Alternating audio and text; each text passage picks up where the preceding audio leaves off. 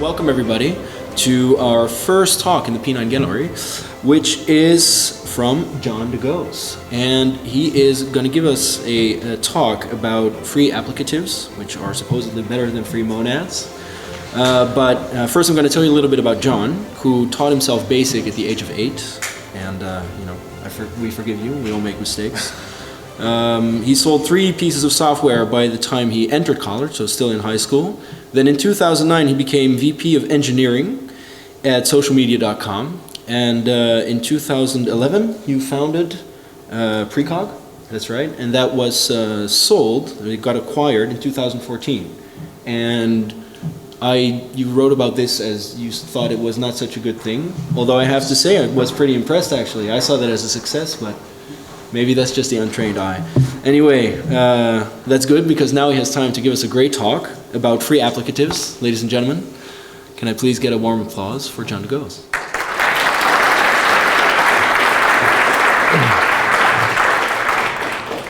It's taken me 25 years to unlearn all the stuff I taught myself when I was 8, writing basic programs on the Commodore 64, and I'm still struggling to completely embrace the functional programming paradigm. Learn new stuff every day. So thank you for coming to my talk, and presently I am CTO at a company called SlamData, which I actually think is a pretty great functional programming success story. SlamData does open source analytics and reporting software for NoSQL databases like MongoDB, and the front end and the back end are both 100% purely functional. So actually no side effects except for like the run in the main program. Everything else is totally purely functional. And it's a testament to the fact that functional programming actually is useful for real world software. In fact, we just won a 2015 BOSSY Award for being one of the top 20 open source tools in big data software, for which I'm very happy. And we just raised $3.6 million from True Ventures based in San Francisco. So can you write pure functionally programs and still do cool stuff, still win awards and write useful software that people actually love? Absolutely. So despite the title of my talk today, I'm actually not going to be bashing free monads. I'm actually rather a fan of free monads, but the title was sort of the best I could come up with. For those of you who aren't super familiar with free monads allow you to change the way you factor a program. Instead of building up a program by basically smashing together effects, which is whatever you do when you're programming using the IO monad or the task monad, you're basically taking blobs of code, opaque blobs of code that can do anything in the world, and you're smashing them next to each other, one after the other. Free monads encourage a different approach, which is instead of building a program, you build a description of a program. And the reasons you'd want to do that are it's easier to transform those things. If you have one description of a program, you can transform it to another. It's easier to compose them, and they're a lot easier to understand because the set of things that you can do using free monads is constrained to the algebra of the free monad program. And you can look through those cases one by one, and you can say, okay, this program can do 10 things.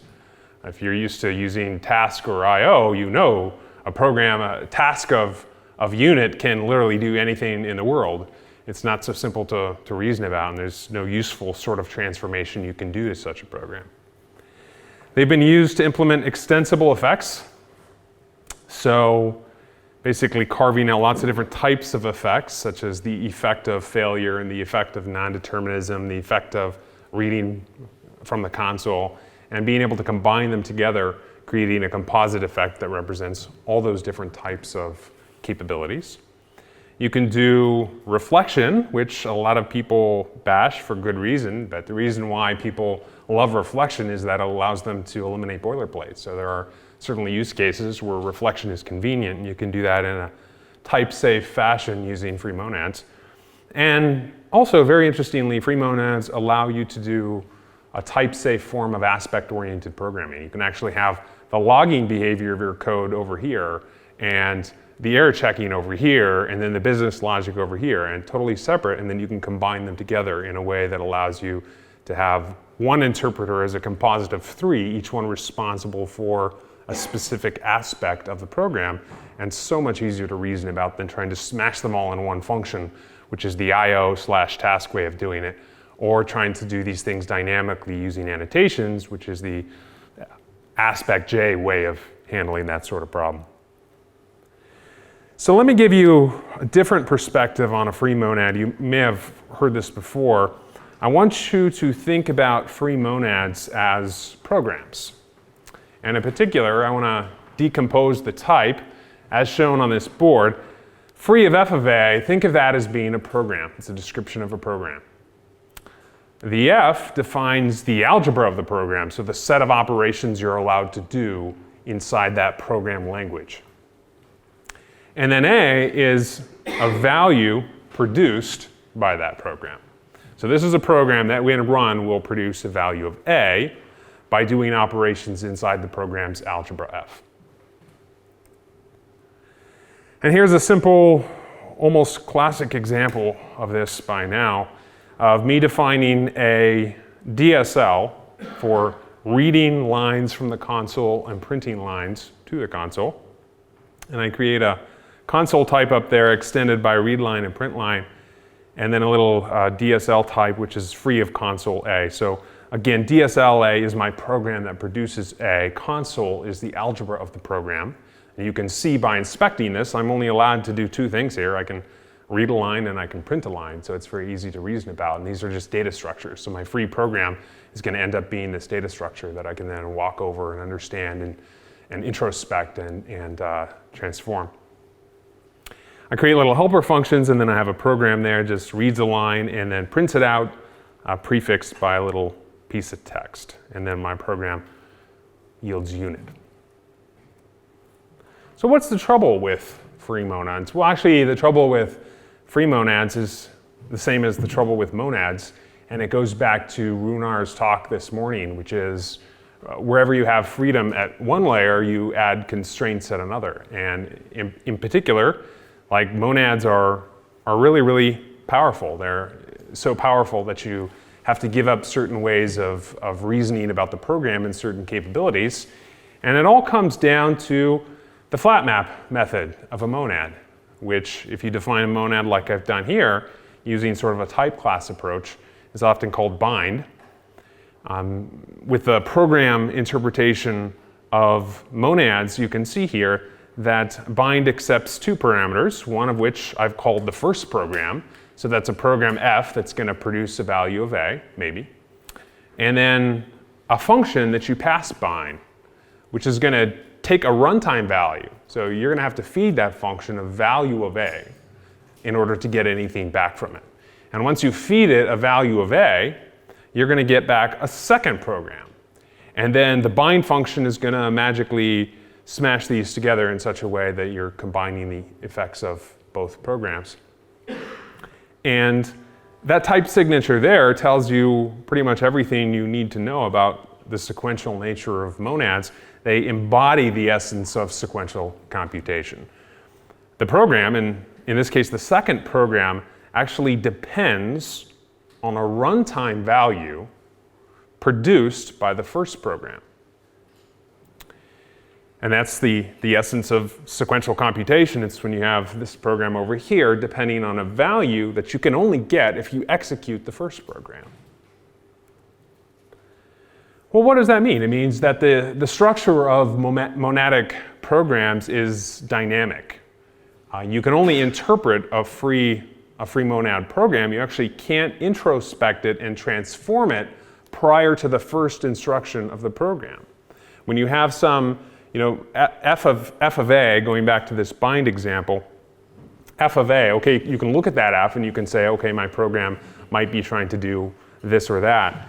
But in order for me to continue and figure out what that f of b is, I need to be able to produce a runtime value of a that I can feed into that f so that I can get back my second program, f of b, so that I can return the result of that, which means that your capabilities for digging into the structure of that program and exploring it prior to executing it are almost non-existent. What can you do with a free monad program?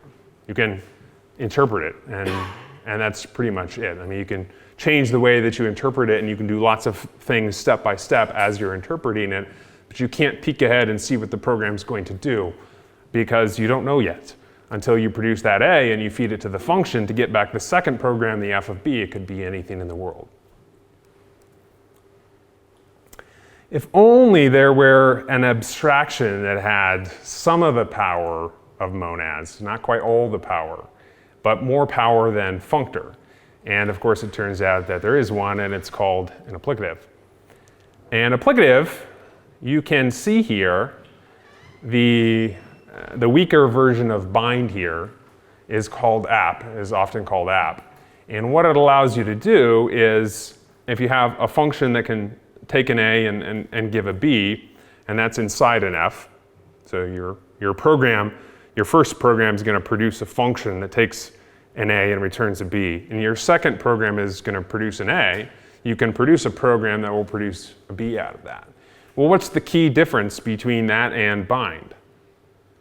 A key difference is that you don't have to feed a runtime value anywhere in order to inspect the Fs. So I can see here in my code when I'm implementing this, I can see what that first program is. It's right there. I don't have to feed any value to get the F of A to B, and I can see the second F. It's just F of A. So I know what those programs are. And because no program, neither the first program nor the second program, depends on any runtime value, we say that the structure of this is static. We can introspect it, we can understand it, we can explore it in advance of interpreting it. Like Runar says though, applicatives, they are less powerful because we gain this additional ability to introspect on them and transform them and understand their structure prior to interpreting them. We lose stuff, like we lose the ability to do any sort of meaningful sequential computation. And applicatives are strictly less powerful than monads. You can see that sort of in this little example. I'm doing one thing, I'm doing another, and then I'm gonna take the result of all those three programs and I'm gonna combine them together in some other program, but in a way that's not sequential, it's parallel.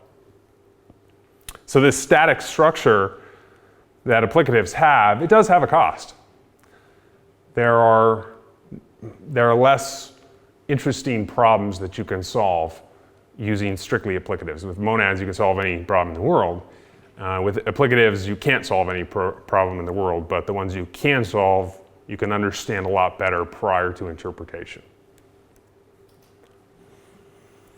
So what is a free applicative? Well, just in the same way that a free monad lets you build this description of your program using some algebra as a data structure almost, and then interpret that later in as many different ways as you want, a free applicative basically records the structure of applicative composition. And then later on, when you have that data structure describing your program, you can fold over it and you can look at it and you can transform it and you can do lots of interesting things. Scala Z actually has one of these baked in, and it is called FreeApp, and it's fairly new. Actually, I think that's a fairly recent addition, and I've not seen anyone use that in the wild. But it is there, and it does work, and I've written some programs using it. The form that it has is shown there. It's FreeApp, and it takes a higher kinded type constructor f from some type and returns a type, and that doesn't even have to be a functor actually. So it's sort of gives you a functor for free out of that, which is unlike the free monad formulation, which requires your f already be a functor. That said, I think for practical purposes, f has to be a functor, otherwise you run into trouble. So let's see if we can build a applicative language for describing configuration in an application. So lots of applications need configuration. They need some port address over here and some Boolean flag as to whether or not we should log, and some address of a server and some file location over here. Let's see if we can build an applicative language for describing configuration. And I choose this simply because, as far as I know, no one's ever done it before, whereas the classic examples for free applicatives are parsers, which have been widely done before, command line argument parsers, again, which have been widely done before. There's lots of things out here, like toy examples. They usually fall into some sort of parsing-like category. But as far as I know, no one's built a configuration library based on free applicatives, and would probably make a cool library. If it actually existed, I'd probably use it, because there's some fun things you can do with it. So how do we start? Well, just like with a free monad, we're going to start with the algebra of our program. What are the set of operations we're going to support? And in this case, I've defined a trait called config_f, which is going to be the type that represents the algebra of our program. And we're going to support the following bits of defining the configuration needs. We're going to support an integer. All of these will be labeled, by the way. So every bit of configuration, we're going to label it so we have a handle to refer to it, so that users have a way to set that piece of configuration versus some other piece of configuration. All of these things have labels. We're going to have an integer, a Boolean flag, a port, a server address, a file, and then subconfiguration, because sometimes it's nice to be able to organize this group of related things as sort of its own subconfiguration over here and embed that in a larger configuration.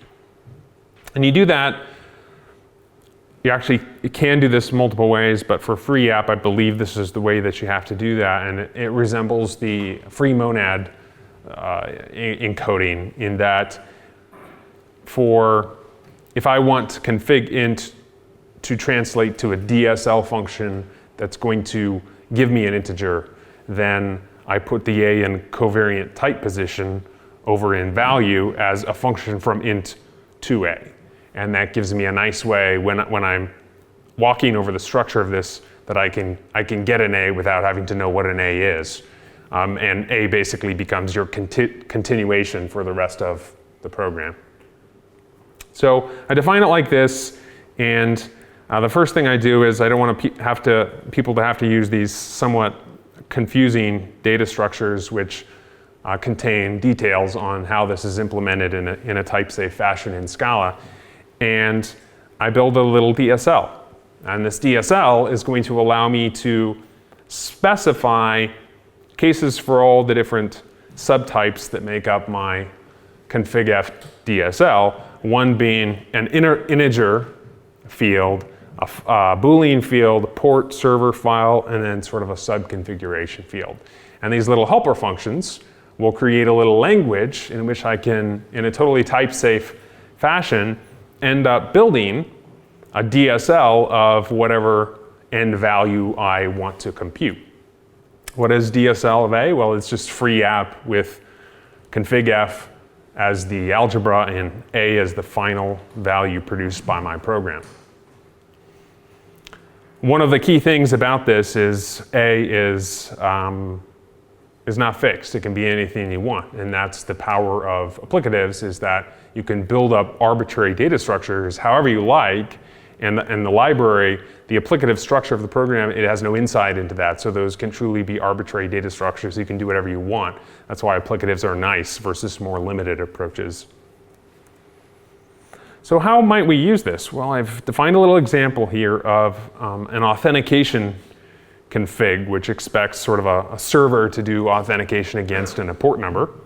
And then I've defined another config that contains that. And the server config for this particular server contains a Boolean flag as well as information on the authorization server.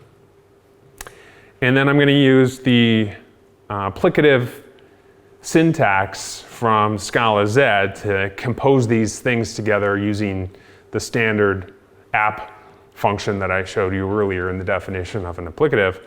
And I say an authentication config is an int named port and a server named host. And I'm going to combine them together and stuff them in an auth config data structure. Whereas a server config is going to contain a flag, a Boolean flag called logging, and then a subconfig called auth, which is a reference to the other config, which I'm going to collectively combine together in server config. So it's very easy for me to use these primitives to describe any sort of configuration you can imagine. And it's all done in a totally type-safe fashion that allows the user to construct arbitrary data structures. Now, what do we get out of this free applicative approach? Well, let's take a look here.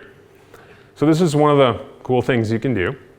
I have this config, which is a DSL of A, and regardless of the A, so it can be anything at all, I can take and I can feed that config to this gen help function, and it's going to return help for me. So it's going to return a user readable man page for my configuration. So I don't have to write documentation for this and keep it in sync.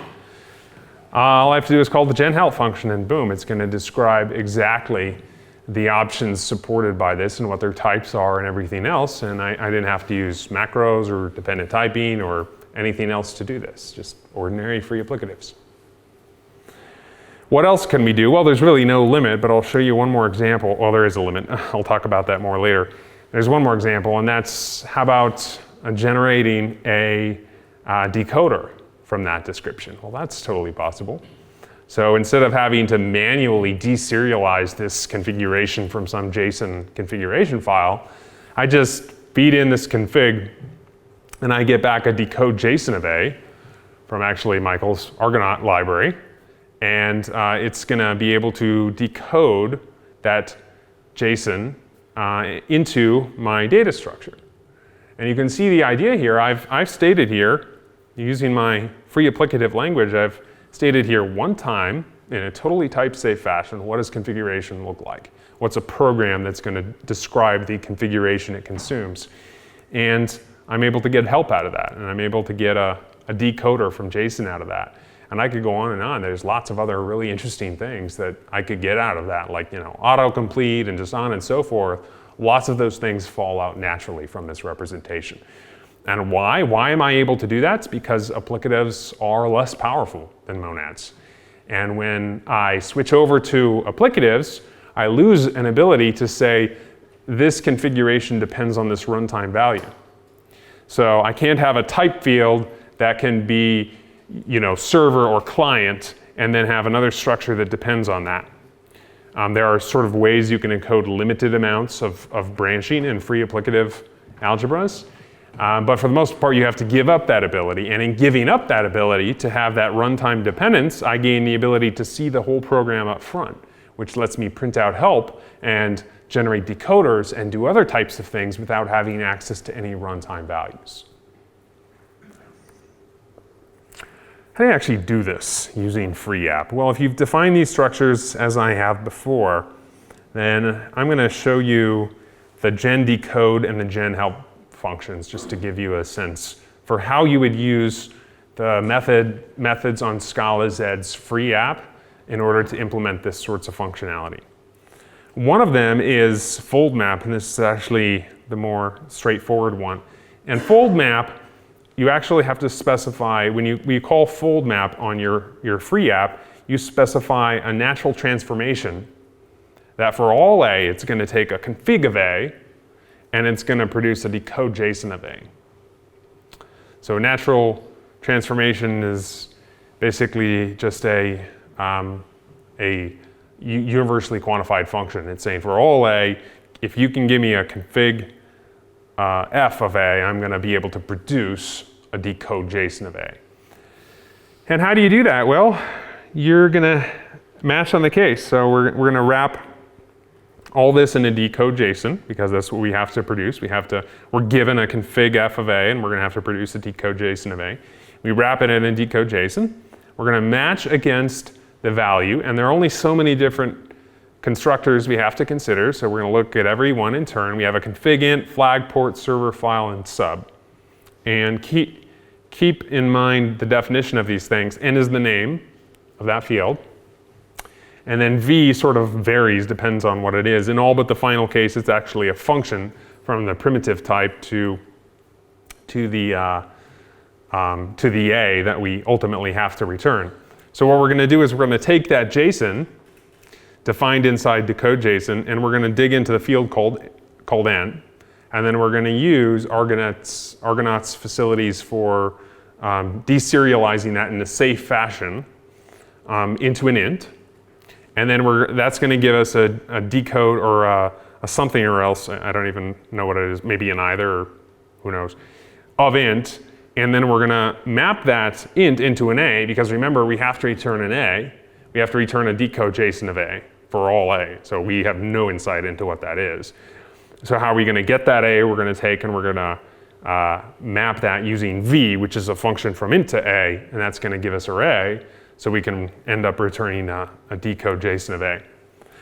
All those cases are the same except for the last one, and the last one is even simpler. All we have to do is dig out the JSON value that's inside that field, and then basically call ourselves recursively to decode the structure of that subconfiguration, and that's going to give us an array that we can then return. So that's gen decode.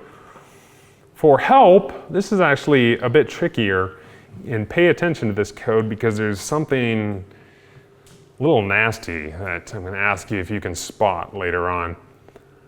I define this help state data structure just to make life simpler in defining the gen help method, and it's just a bit of state that allows us to indent and dedent, and then append a new piece of text that's been indented by the specified number of spaces. So when I gave you that example earlier, you may not have noticed that authorization is indented because it's a subconfiguration. Just a nice handy feature for users. So that's managed by this little help state function. This is the gen help function. And this gets even more interesting because we're going to call the same method fold map because we actually need that. There's another method called analyze on free app that is quite handy for this type of thing. But because we need state information, we need to know how far to indent or not based on how many subconfigurations we're in. We can't use that. So we have to use fold map, which is more powerful. And we build up this natural transformation from config f, again, to G, which is something different. It's actually state. It's the state monad. That's why I've defined gen help 0, a little helper function, so we can end up running our state monad and then pulling out the help that we've constructed, the little documentation we've constructed in there. And then I'm going to match against all the cases, modify the state, indent or dedent or not, and then describe them.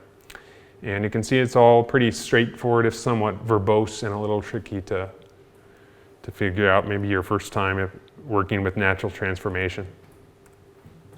So that's not very pretty. And actually, I tried to do something more advanced in a different example, basically looking ahead, and it got massively complicated. It wouldn't even fit on one slide.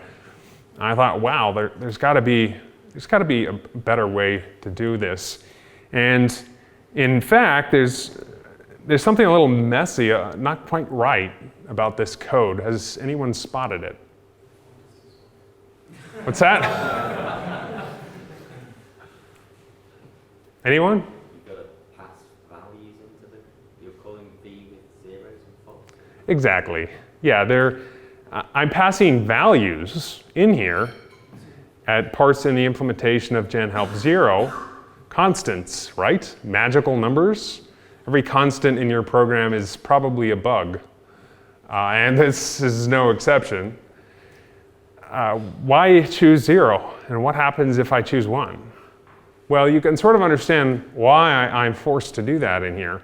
It's because I have to produce an A, right? And I have no way to produce an A other than calling that function inside config in. If I give it an in, it's going to give me an A. But what A is it going to give me? And might the A that I get back vary depending on which magical number I pass it? In fact, it probably will. In this particular case, the constraints are such that although it can give me back different A's, and those A's can sort of cascade into sort of different, and you could end up getting back something totally different as your final structure. At the end of the world, I throw that away in this example. So I don't use it at all, which means this is arguably a safe thing to do. But it's a little nasty, and it'd be nice to be able to get rid of that as well as clean up this code and also what this code becomes in much more complicated examples when you're trying to do transformation multiple values. And if you had used, instead of the up primitive, just a combination of two things, so two values in a box, and then combining the box with the two values, would that have simplified the code because you don't have to feed functions with the value then? Just I'm not sure exactly what you're asking. Can you repeat the question? well, for the applicatives, you actually in your you have the up function, but you actually have an equivalent, more or less, Yes. combination of two programs to another one. And if you would have based all your code on this one rather than feeding a function, would that not have helped? Yeah, so I think I understand what you're saying, which is, what if we went back to the definition of app? Because app is given this f and this f. What if we were able to take advantage of that information right there, as opposed to creating this data structure? The reason why you have to do this natural transformation stuff, by the way, has to do with the fact that you're losing information. You're building a structure. This free app is really a big data structure that contains your whole program. But there are types that you don't know what are inside there. Like, you don't know all these different types combining together. You just have that final bit of type at the end of the world, the free app of config f of a. You know what that a is, but all the other types that combine together in order to yield the result of that program, you have no idea what they are. So your code has to be totally polymorphic in that type, which is why you're using a natural transformation. When you combine that information in app, it goes into a data structure, and the data structure, it obviously can't give you that type because it's gone. That information has been destroyed. So what it does is it forces you to handle all types, because that's the way to do it in a type-safe fashion. What if we go back to that definition of app? And well, it turns out that there's a name for this type of encoding, and it's called finely tagless. And it really is, in Scala, a vastly superior way to encode not just free applicatives, but potentially free monads. Lots of things where you're hiding types and you want to be able to work with them later. They tend to work a lot better in the finely tagless representation. Scala does have means of encoding the underlying idea here, which is a generic or a generalized algebraic data type. But its means for sort of doing type level pattern matching are so limited that causes lots of pain in various cases. I have an example at the end that I'll get around to show you. So how do you get around that? Well, this encoding is a so-called final encoding. And how you would do that for, let's switch examples. So get away from configuration and build a little free applicative language, assembly language, if you will, that's based on an integer stack, and that allows us to push things and pop things and sum them and multiply them. How would we encode that using this so-called finely tagless approach? Well, it's pretty simple. It's very straightforward. It's actually less code than the other approach. And what you do is you take your algebra, in this case it's called ASMF, and we extend applicative. So we're saying that our algebra extends applicative. In other words, it has all the stuff that applicative does, but it has additional things given by these four different operators: push, pop, sum, and mul. And they have those types as mentioned there. So the DSL changes a bit. With the finely tagless approach, your DSL becomes a little bit more complicated to write, and I've actually given you the most expressive DSL definition you can. There's a more limited form that's almost just as powerful for all intent and purposes, and it's actually a lot faster. But I wanted to show you this technique in its full glory. We define DSL of A not as a free app of ASMF and A, but as a polymorphic method that promises, if you give it an ASMF for all f, if you give it an ASMF, or rather if f has an instance of the type class ASMF, then we can give you an f of a. So what is that saying? It's saying your apply method, it's going to work with all possible implementations of the ASMF algebra. It's not going to care what the concrete representation f is. It's going to work with all of them. As long as you give it something that supports the ASMF algebra, it's going to be able to return to you an f of a. And that's what a DSL of A is. So how do we use this? Well, in defining the little DSL, we have push, pop, sum, and mul. And it's very straightforward. We just say, for example, for push, we say def of apply for anything that supports the ASM-F algebra is going to be implicitly, and then we pull that ASM-F of F into scope, and then we call its push method.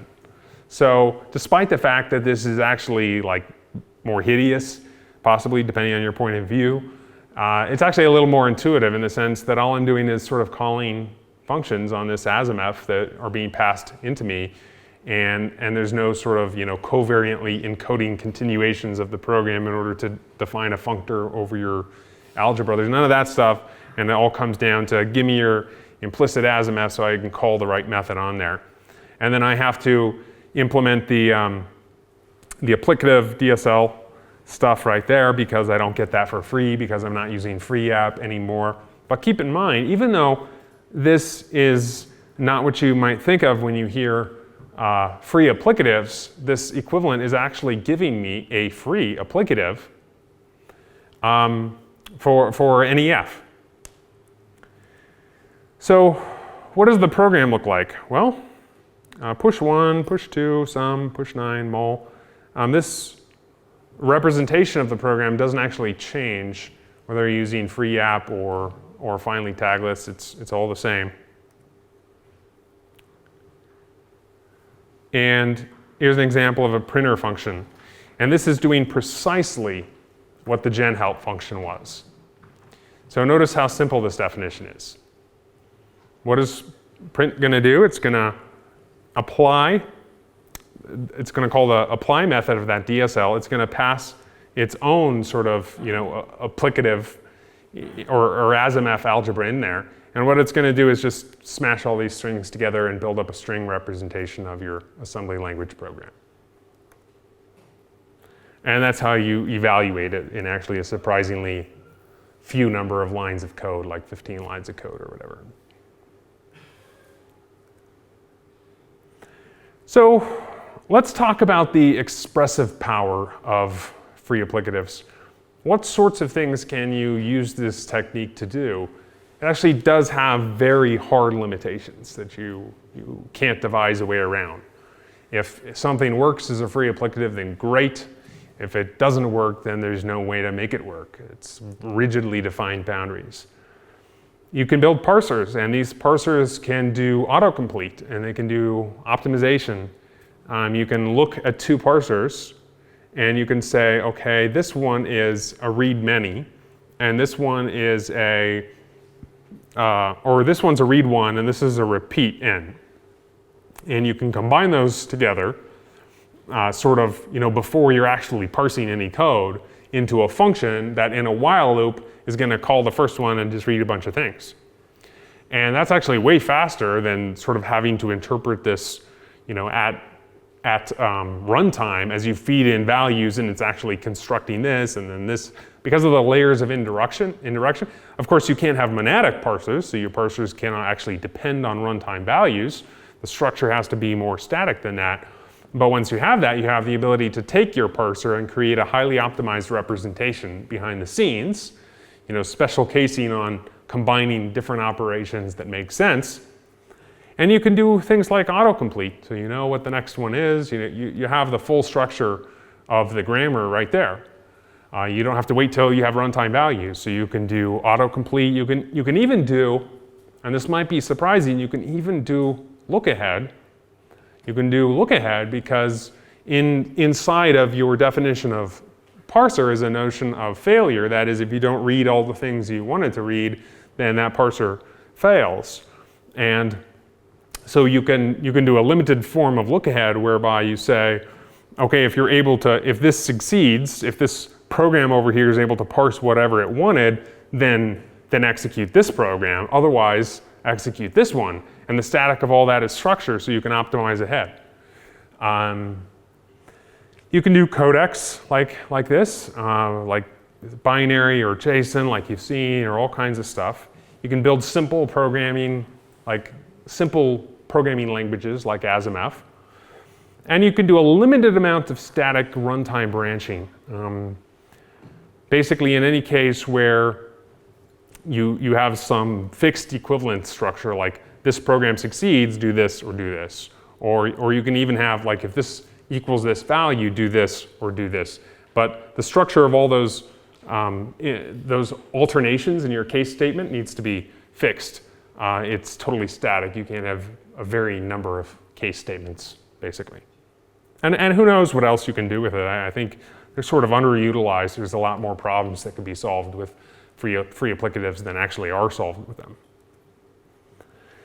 And if you're looking for some sort of intuition to give you about all these different free structures, then I found the following one is somewhat helpful.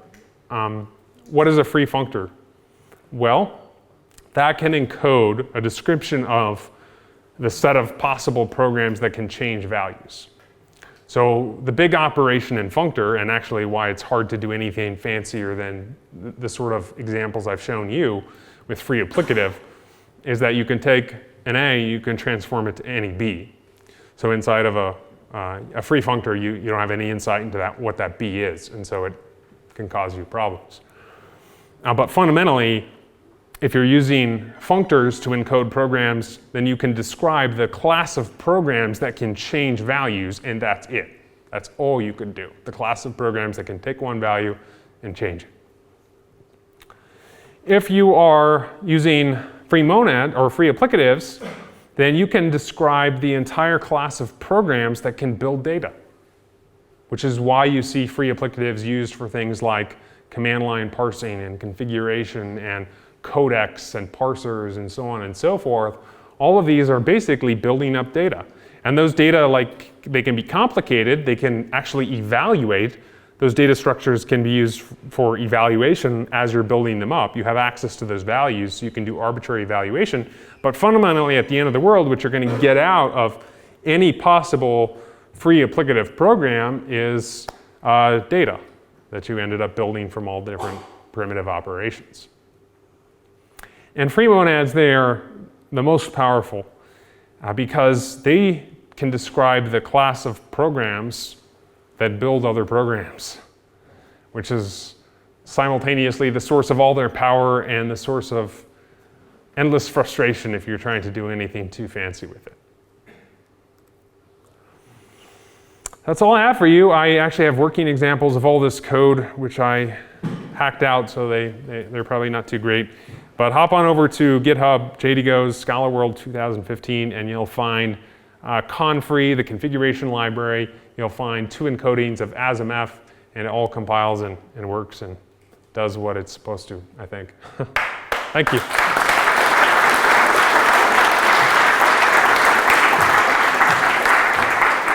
Thank you very much. Thank you.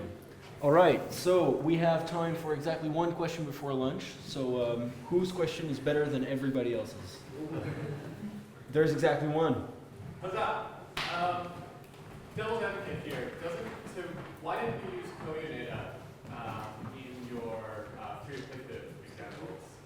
So prior to tagless encoding, like DSL, for example, because it seems to me that with your config language, co-data basically makes all of your objections to free app go away, and you don't even need finding tagless. And can you repeat the question? The question is, why not use co-data inside of my example with free app? And the answer is I don't have to, because it's not even required that f be a functor.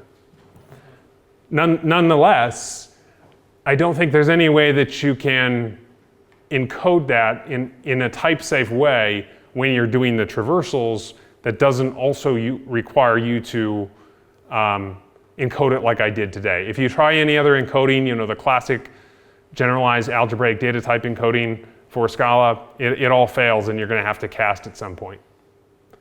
I mean, if you can demonstrate an example or some other way to use free app that doesn't look exactly like mine and which doesn't require any casting, then I'll take that back. We should get together later because I'm pretty sure I can do it. You don't need co-data. Co-data is the free functor. It gives you a free functor for any f. And free app is already a free functor. Right, but the point is that your type constructor inside of free app, you sort of artificially imposed a functor on it. That was the value that you were carrying along. That's true. You got all that boilerplate and the default values if you had co-data because the value is coming to you. Yeah, let's hack on it later. Maybe it'll work out. All Right. Can I have another round of applause, please? Thank you.